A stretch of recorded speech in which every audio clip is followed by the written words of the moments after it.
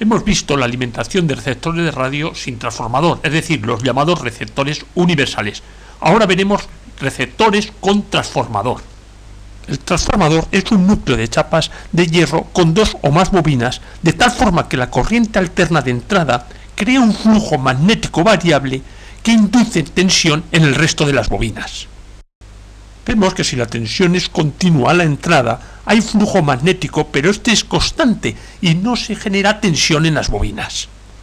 Esta fuente de alimentación tiene 4 devanados, el de entrada y 3 más, que son uno para el filamento de la propia rectificadora, otro para el filamento del resto de las lámparas del receptor y el otro es el que nos va a dar la tensión positiva del receptor. Este último está devanado en contrafase, de tal forma que siempre es positivo un lado del bobinado respecto al punto medio. He puesto un conmutador en el filtro en pi, de tal forma que se puede conmutar a una inductancia externa como puede ser la bobina de campo de un altavoz electrodinámico.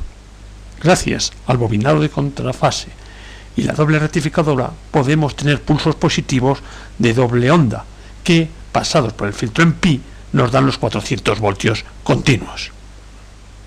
Ahora te presento los testigos para saber que tenemos tensión de salida. En los 6 voltios alternos para el filamento, lo que he puesto es una resistencia de 220 ohmios, un diodo para que tener continua y atacar a un diodo LED que en su caso es amarillo. Y luego en los 400 voltios en continuos, ahí he tenido que poner una resistencia, que es un conjunto de resistencias de 150 kiloohmios, puestos en paralelo para tener 50 kiloohmios y una potencia cada una de ellas de 2 vatios, ya que no encontré una resistencia de 150 kiloohmios que tuviese una potencia de 6 vatios, más o menos, que es lo que disipa esa resistencia puesta en ese lugar para luego atacar a un diodo rojo, indicador de que tenemos tensión precisamente continua de 400 voltios.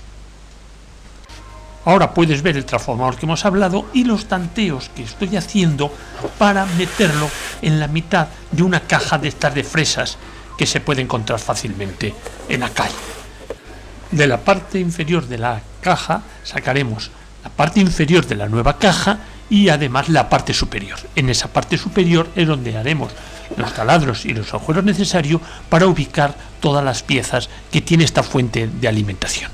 Ahí señalo lo que es la parte inferior y a la izquierda es lo que es la parte superior. He mantenido la altura de las 4 esquinas y, como puedes ver, no son iguales los laterales, es decir, los laterales del rectángulo, del lado grande del rectángulo, son más altos que los laterales de los lados pequeños, pero lo he querido mantener así, que permite una aireación entre un poco de aire de los componentes disipativos que están dentro de la caja, sobre todo esa resistencia que he dicho de 50K, con ese paralelo de los 3 resistencias de 150K y parte del bobinado del transformador. Así tiene un poco de aire y me da más seguridad para que no acumule calor. Ahí puedes ver el escalón que existe entre el lateral grande y el lateral pequeño, o sea, el lateral grande es más alto. Lo que voy a hacer ahora, precisamente para apoyar bien lo que es la parte de arriba, la parte frontal, tomar medida de la altura de ese rectángulo que es más alto, para poner un listón de sección de 15 milímetros, un cuadrado de 15 milímetros, que me servirán de refuerzo y apoyo de la parte frontal. Una vez cortada pasaremos a la fase de encolarla, pero antes de encolarla he preferido pegarla con Supergen, ya que Supergen da la facilidad de poder corregir en poco tiempo para dejarla perfectamente cuadrada. Y una vez que esté perfectamente cuadrada, de tal la forma adecuada, ya le aplicaremos lo que es la cola blanca. Ahora, como puedes ver, lo que estoy haciendo es dejarla perfectamente encuadrada dentro de lo que es la base, y además en este momento lo que también le pondré es ese refuerzo que hemos dicho para apoyar el frontal, que le pondremos en el lado, en el punto medio del lado pequeño, que ahora le estoy dando Supergen para después poder pegarlo. Lo que no se ve en el vídeo es cómo he cortado el frontal para hacer el agujero del transformador y de la lámpara rectificadora, así como los agujeros que he tenido que hacer para poner los interruptores necesarios para el montaje.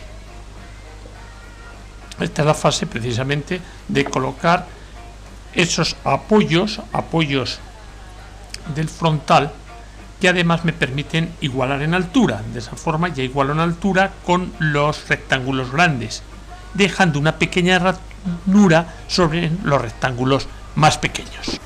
Cuando el Supergen ya ha secado, aplicamos esta cola blanca. Esta cola blanca lo estamos aplicando con los bastoncillos de los oídos en todas las aristas internas de esta caja que sirve de soporte para esta fuente de alimentación con transformador para un receptor de radio. Todavía le podemos dar más rigidez mecánica a la caja aprovechando los laterales, esos laterales que en origen ya los tenía, esos trozos de madera de sección triangular que llegan hasta la base y que aprovechamos para atornillar toda la superficie de la base a la estructura de la caja. Ahora bien, la parte posterior del frontal, y lo único que es distinto a lo que he hablado es que hay dos fusibles que he puesto tanto para la tensión de filamentos como para los 400 voltios. Ahí están los dedos testigos, el amarillo es el de filamentos, el rojo es el de 400 voltios. Y ahora vemos el resultado final. El resultado final, la caja está pintada en negro, un tono tipo industrial. Ahí tienes las bornas de salida, tanto en filamentos como la alta tensión.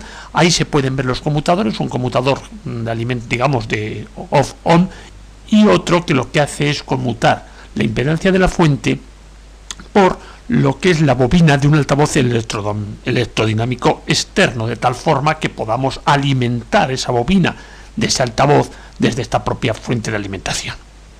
A la izquierda puedes ver las bornas de salida de la tensión de filamentos de 6 voltios y la tensión continua de 400 voltios. Casi en el centro puedes ver esas dos bornas rojas, que es para conectar el altavoz, la bobina del altavoz electrodinámico exterior. Delante de ello tenemos la propia impedancia del filtro, constituido precisamente un filtro en pi con dos condensadores electrolíticos. Yo he usado los electrolíticos de 500 voltios y 22 microfaradios.